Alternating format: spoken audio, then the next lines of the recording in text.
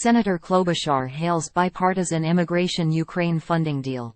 Washington, one of Minnesota's U.S. senators is applauding the bipartisan immigration agreement reached Sunday between the Senate and the White House. The agreement gives President Joe Biden enhanced powers to suppress illegal border crossings as well as more congressional support for funding Ukraine in its war against Russia. Related. Senators release border Ukraine deal that would allow the president to pause U.S. asylum law and quickly deport migrants.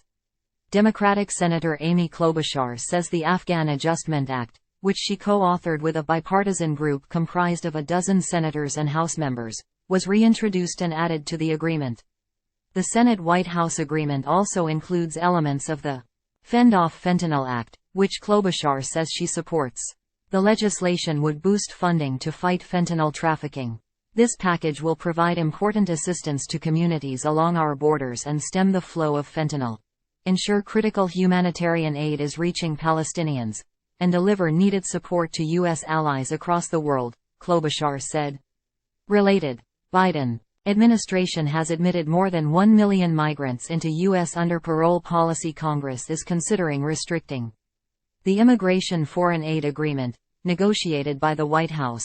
Republican Senator James Lankford, Democratic Senator Chris Murphy and Independent Senator Kyrsten Sinema, is in reaction to threats from GOP lawmakers who said they would refuse to back more military funding for Ukraine unless security was beefed up at the U.S.-Mexico border.